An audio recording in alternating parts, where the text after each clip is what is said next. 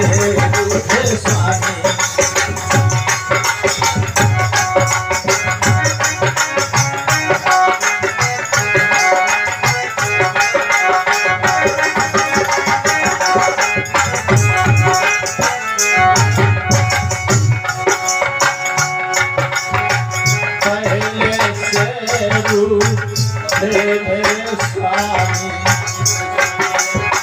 उनको आज मना ओ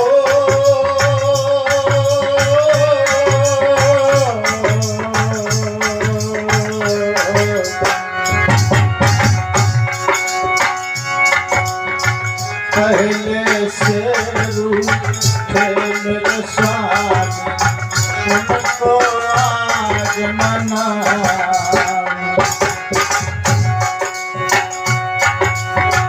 गलती हो गई थी वो हमसे उनको आज मना। रूठे स्वामी ओ रूठे स्वामी रूठे स्वामी मना मना कैसे रूठे स्वामी।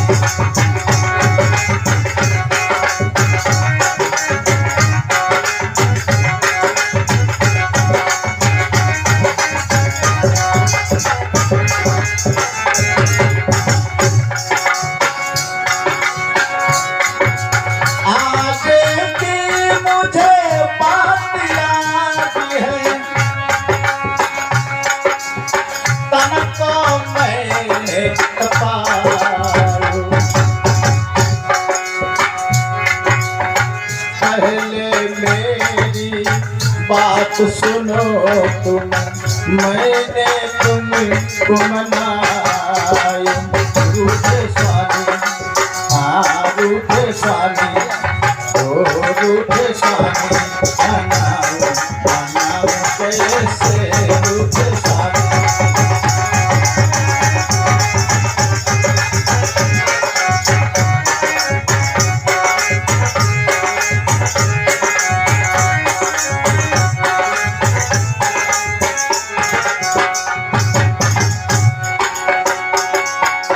रहूं मना के हमको उनको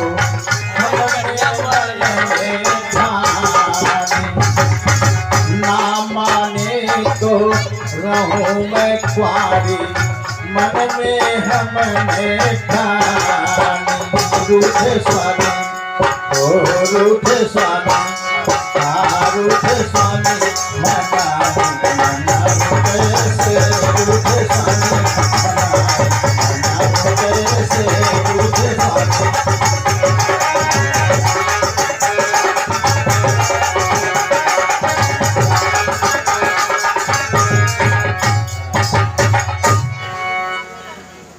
पार्वती जी कहती हैं कि जन्म कोट लगी रगर हमारी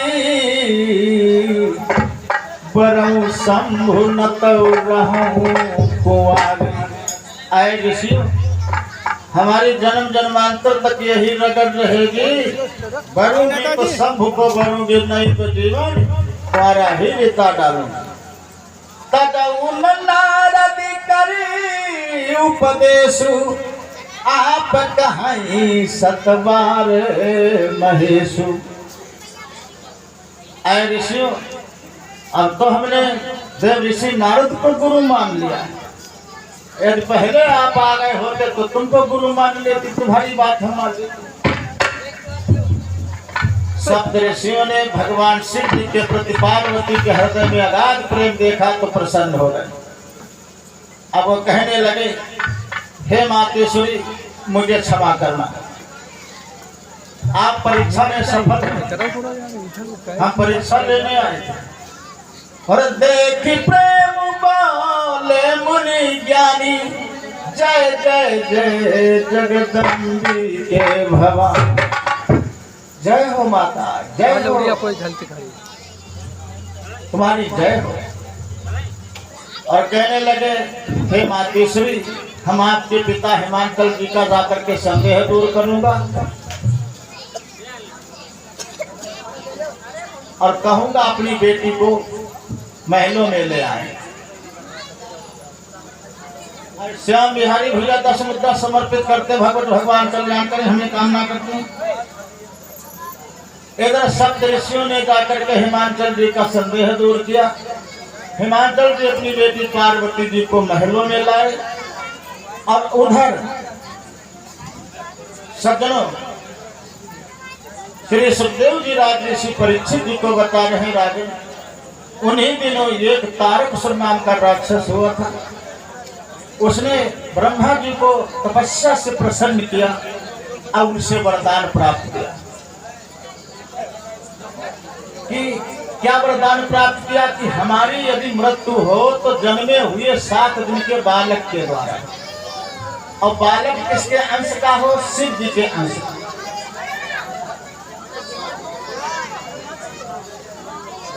अरे राजेंद्र प्रसाद जी की तरफ से 30 मुद्दा समर्पित हो रहे हैं। भोलेनाथ कल्याण की कामना करते हैं। सज्जनों कहते हैं उसने ये वरदान प्राप्त कर लिया कि हम जन्मे हुए 7 दिन के बालक से मारा जाए, और बालक किसके अंश का हो? शिव जी के अंश का। वो चतुर था ना, उसने तो वरदान मांगा था मुझे अमर करो, व्रत प्रदान करो, लेकिन ब्रह्मा जी ने कहा ताते में दुर्लभाई जीवों के लिए दुर्लभ और कुछ मांगो। तब इसने बड़ी चतुराई से वरदान मांगा। वो जानता था कि जन्मा हुआ 7 दिन का बालक हमारा क्या बिगाड़ सकेगा, और फिर अंश किसके अंश का हो? शिव जी के अंश का। बैठा ये भी वो जानता था शिव जी के तो अकेले बैठे कैलाश पर्वत पर। सती जी तो कब की भस्म हो गए अपने पिता के यहाँ। पुत्र होगा तो कहाँ से होगा? जब पुत्र होगा ही नहीं तो समझ लो हम अमर। ब्रह्मा जी में नहीं मन मुस्कुरा के वरदान तो दे दिया, लेकिन मन में कहा कि इस मूर्ख को ये नहीं मालूम है जो जन्मा है तो उसका मरण भी होगा। इस जगत में कोई अमर नहीं, यहाँ जो जन्मा तो उसको मरना पड़ा। भले लाख वर्ष जी ले, भले लाख वर्ष जी ले, लेकिन मरना तो एक दिन उसे होगा ही। ये मृत्यु लोग भैया अभी कुछ ही क्षणों में आप लोग झांकी देखेंगे, तैयारी हो रही है। याद रहे भक्तों, इधर तारकासुर को जब वरदान प्राप्त हुआ तो उसने स्वर्ग पर कब्जा कर लिया। देवता ब्रह्मा जी की शरण में गए। ब्रह्मा जी ने कहा घबराओ नहीं, जिसका जन्म हुआ है तो उसका मरण भी होगा। अब तो बस शिव जी का विवाह हो और उनके अंश से संतान उत्पन्न हो, तब इस दुष्ट तारकासुर का वध हो। इधर रास्ता बंद कर दे। अब इस समय भक्तों सप्त ऋषियों ने जो बताया पार्वती जी के बारे में, तो शिव जी तो बहुत प्रसन्न हो गए। इतनी प्रसन्नता हो गई तो समाधिष्ट हो गए, समाधि में बैठे। देवता कहते हैं उनकी समाधि कैसे तोड़ी जाएगी? कौन तोड़ेगा समाधि? हमारे बस की बात नहीं है। तो ब्रह्मा जी ने कहा मेरा बेटा कामदेव शिव जी को जगाया। कामदेव का वाहन किया गया। कामदेव प्रकट हुआ। जब उसे मालूम हुआ कि हमें शिव जी को समाधि से जगाना है तो वो समझ गया कि अब हमारी मृत्यु निश्चित है। यदि हम उन्हें जगाता नहीं हो तो ये देवताओं का कांटा नहीं निकलता है। चलो परोपकार में हमारे प्राण भी चले जाएंगे तो कोई बात नहीं।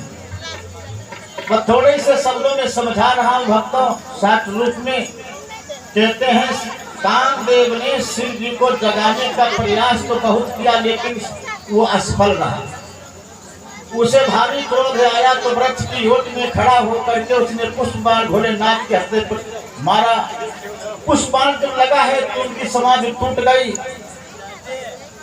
मन में सोचते हैं कि मेरी समाज को तोड़ने वाला कौन है? देखा कामदेव खड़ा है तो भोलेनाथ को भारी क्रोध आया। अरे दुष्ट, तूने मुझे भी नहीं छोड़ा, मुझे भी नहीं छोड़ा, अब तू जीवित नहीं रहेगा। भगवान शिव जी का तीसरा नेत्र खुल गया। तीसरे नेत्र से ज्वाला प्रकट हुई। कामदेव जलकर भस्म हो गया। कामदेव की पत्नी रति रोती विलखती आई तो भोलेनाथ को दया आ गई। कहने लगे ए देवी रो मत, ये होना ही था। तुम्हारा पति मरा हुआ भी जीवित रहेगा, मेरा वरदान है। और सदैव तुम्हारा पति द्वापर में मिलेगा। भगवान श्री कृष्ण का पुत्र जिसका नाम प्रद्युम्न होगा वो तुम्हारा पति होगा। पति तो चली जाती हैं, अब इधर भक्त भोलेनाथ को जागृत हो ही जाते हैं। देवताओं ने मिलकर के उनको प्रसन्न किया, विवाह के लिए राजी किया। देवता तो चले जाते हैं, अब इधर ब्रह्मा जी ने लगन पत्र मंगवाया हिमाचल जी के यहाँ से। कहते हैं लगन बात अरसवह सुनाई, हर से मुनि सुर समुदायी, सुमन दृष्टि नववादन बाटे, मंगल कलश दशहु से साजे। ये भक्तों दैवी विवाह है, अलौकिक विवाह है, ये लौकिक विवाह नहीं है। एक शुद्ध जीव और ईश्वर का मिलन होने जा रहा है। सज्जनों, ठहर गया कुछ रोज में वो दैवीय विवाह, और दो तरफा होने लगा कथनीय उत्साह। दोनों तरफ से तैयारियां होने लगी। नांदिया के द्वारा देवताओं को निमंत्रण दिया गया, शोक शनिकर को भी निमंत्रण दिया गया। कैलाश पर्वत पर सब एकत्रित हो रहे हैं। अब यहीं से हम तुमको झांकी के माध्यम से कथा समझाएंगे। चलो झांकी की तैयारी करो भाई।